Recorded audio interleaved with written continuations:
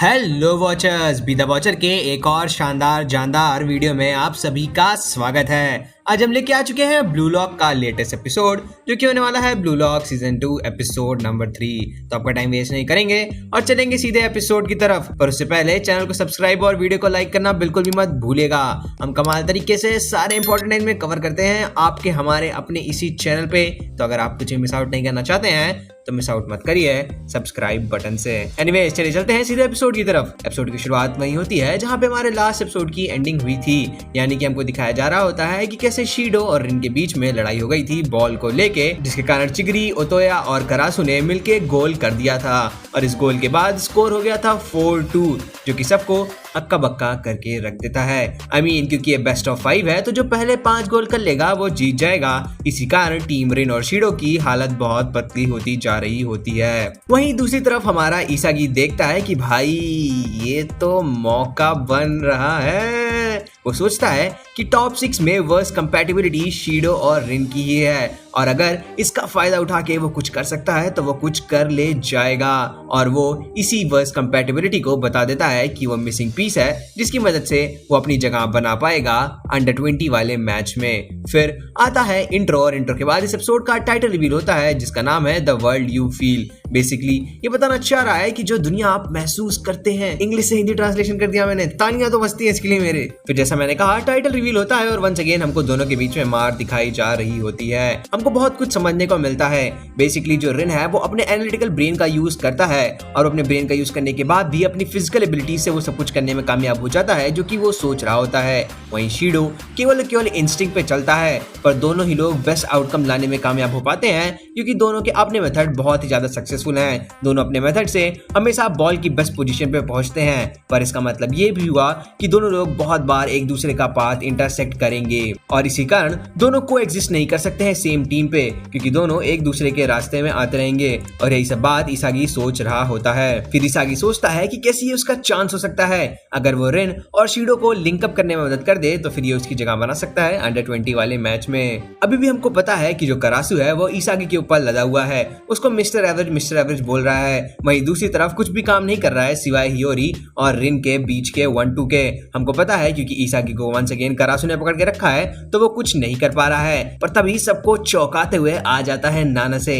Basically नानासे आ जाता है तो वो थोड़ी सी अटेंशन लेने में कामयाब हो जाता है करासु की। इसी बीच में इसागी एक बार उसके पीछे जाता है और दूसरी बार उसके आगे आता है, वो भी उसका हाथ अवॉइड करके, यानी कि करासु का हाथ अवॉइड करके, जो कि हमको पता है किसी को भी ऑफ बैलेंस फेंक सकता है, वहां से निकलने में कामयाब हो जाता है और फाइनली बॉल पास जाता है। फिर उसके बाद इसागी बॉल लेके आगे बढ़ रहा होता है। उसको लगता है कि उसको रिन को बॉल पास करनी चाहिए, पर वहां पे ओतोया भी होता है जो कि बॉल को इजीली स्टील कर सकता होता है। कंप्लीटली फील्ड को पिक्चर कर रहा होता है। फिर वो शीडो को देखता है, शीडो को भी एक डिफेंडर ने ब्लॉक करके रखा होता है, तो शीडो के पास भी बहुत ज्यादा भेजने का चांस नहीं होता है। और उधर से चिगरी भी आ रहा होता है, तो इसका मतलब डायरेक्ट शॉट का तो कोई चांस बनता ही नहीं है। फिर उसको रियलाइज होता है कि अगर वो शीडो को पास करे और शीडो उसके साथ एक लिटिल 1-2 कर ले तो फिर इसागी एक गोल करने में कामयाब हो जाएगा।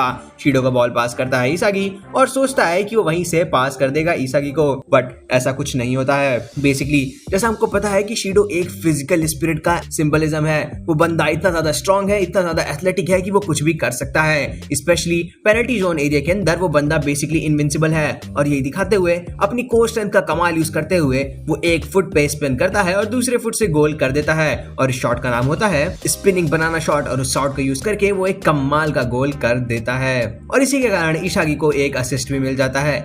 असिस्ट मिल जाना भी अच्छी बात है, इससे कम से कम इसागी की थोड़ी बहुत जगह तो कंफर्म हो ही जाएगी। फिर से वंस अगेन गेम चालू होता है।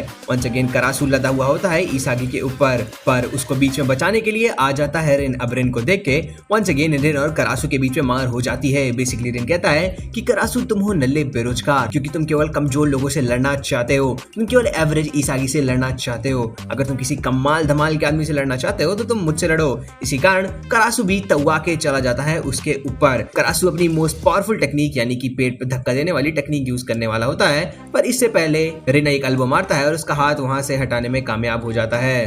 फिर जैसा मैंने बताया, क्योंकि करासु और रिन के बीच में हो रही होती है मार, इसीलिए करासु कंप्लीटली उसी में एकदम से सबमर्ज हो जाता है और इसी का फायदा उठाते हुए इसागी उसके पांव तले लेके चला जाता है बॉल। और ये देख के हक्का बक्का हो जाता है करासु, क्योंकि मिस्टर एवरेज ने बॉल चुरा ली है उसके ब्लाइंड स्पॉट से।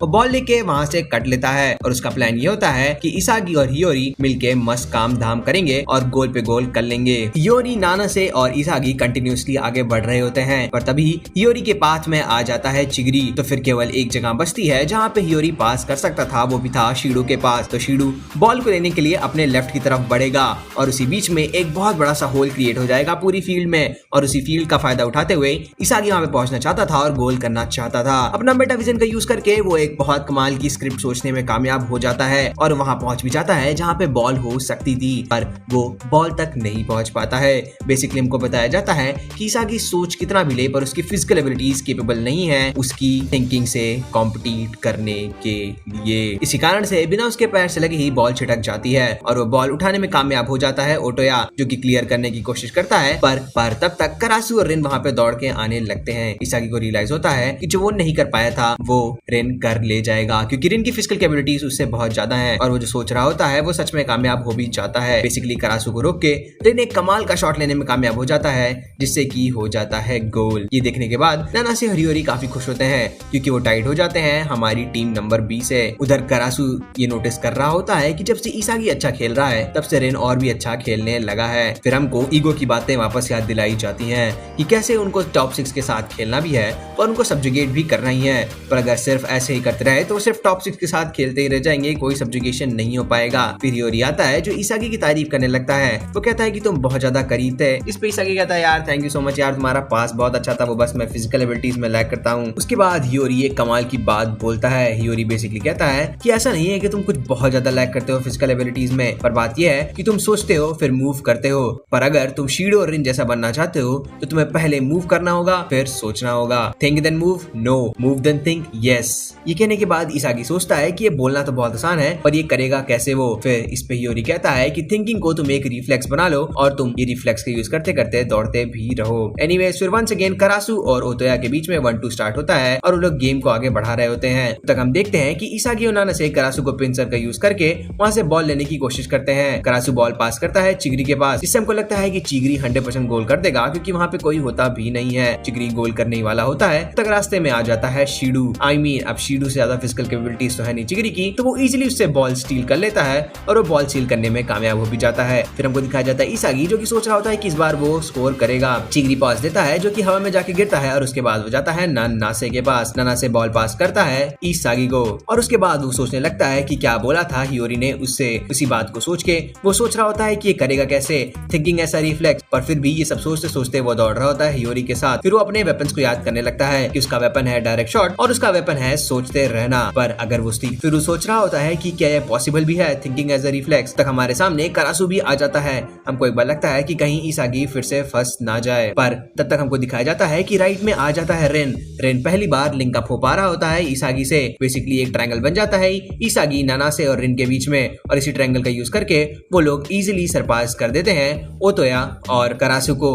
यहाँ पे वो दारा मदारा सारा मदारा वाला बंदा भी है, पर इसके बारे में कोई बात ही नहीं हो रही है, तो हम लोग भी कोई बात नहीं करेंगे। फिर वंस अगेन एक पास मिलता है हियोरी को। हियोरी को जब पास मिलता है वहाँ पे वंस अगेन चिगरी आ चुका होता है। यहाँ पे कंटिन्यूसली हमको हियोरी और चिगरी के बीच में डुअल दिखाया जा रहा है। फिर हमको इसागी दिखाया जाता है जो कि सोच रहा होता है कि वो हियोरी के ऊपर कैसे डिपेंड कर रहा है। उसको इस मूवमेंट में वहां पहुंचना होगा जहाँ पे नरिन पहुंच पाए ना शीडो। वो सारी फील्ड्स को चेक करने लगता है, एनालाइज करने लगता है, पर तभी उसको रियलाइज होता है कि अगर उसको ये गोल करना है तो उसको एनालाइजेशन से आगे बढ़ना होगा, उसको खुद से अपनी बॉडी को आगे बढ़ाना होगा। बिना सोचे वो दौड़ने लगता है, सारे पजल्स के पीसेस उड़ने लगते हैं, उसकी आंखों में एक ऑरा होता है और वो फिर फुल थ्रॉटल से दौड़ता है और वो आगे पहुंच जाता है रिन और शीडो के वही परफेक्ट एरिया में जहाँ पे हियोरी ने पास दिया होता है, और उस हियोरी का पास को डायरेक्ट शॉट में कन्वर्ट करके इसागी मार देता है एक, और इसी के साथ साथ स्कोर हो जाता है 5-4 और टीम रिन एंड शीडो जीत जाती है। ये गोल देखने के बाद कुछ लोग बहुत खुश होते हैं, कुछ लोग नॉट सो खुश होते हैं। शीडो तो उसकी तारीफ भी करने लगता है, जो कि बहुत बड़ी बात है अगर आपकी शीडो तारीफ कर रहा है। वही बेसिकली रिन कह रहा होता है कि अगर तुम ये गोल डिस्क्राइब नहीं भी कर सकते हो, तुम नल्ले बेरोजगार हो जो कि लक से एक गोल चुराने में कामयाब हो गए, वो भी मुझसे। फिर हमको दिखाया जाता है नानासे जो कि बहुत ज्यादा खुश होता है और वो लदा हुआ होता है इसागी के ऊपर। वो उससे पूछ रहा रहा होता है कि तुमने कैसे किया, जिसपे वो कह रहा था मुझे पता नहीं, पर बाकी लोग खुश तो बहुत होते हैं। फिर हमको दिखाया जाता है जिनपाची ईगो, जो कि बोल रहा होता है कि इसागी ने जस्ट अभी द फ्लो को महसूस किया है। फ्लो बेसिकली वो स्टेट है जो कि बोर्डम और परफेक्शन के बीच में होता है। ये मैकेनिज्म ऑफ मिरेकल है और फाइनली यहाँ तक पहुंचने में कामयाब हो चुका होता है इसागी। फिर हमको वंस अगेन बहुत सारे पजल्स के पीसेस दिखाए जाते हैं और इसी के साथ साथ ये एपिसोड खत्म हो जाता है। इस एपिसोड का होता है आउटरो और आउटरो के बाद हमको बताया जाता है कि रियो की टर्न आ गई है। अब मैच होने वाला था टीम सी वर्सेस टीम ए। टीम सी जिसमें हमको दिखाए जाते हैं रियो, गागामारू, युकिमिया और नागी। I mean, एक और पांचवा बंदा रहता है पर उसका नाम जापानीज में लिखा है और मुझे जापानीज आती नहीं है तो क्या ही कर सकते हैं। तो इसी के साथ साथ अब अगले एपिसोड में क्या होगा हमको ये देखने को मिलेगा, पर उससे पहले हमको एक बार एक छोटा सा सीन दिखाया जाता है नागी और युकिमिया के बीच में भी, जहाँ पे युकिमिया उसको चलने के लिए कह रहा होता है। तो वंस अगेन जैसे मैंने कहा इसी के साथ साथ ये एपिसोड खत्म हो जाता है। आपको एपिसोड कैसा लगा ये बताना हमको बिल्कुल भी मत भूलिएगा। फिलहाल के इस एपिसोड में तो इतना ही। So thank you for watching and be the watcher.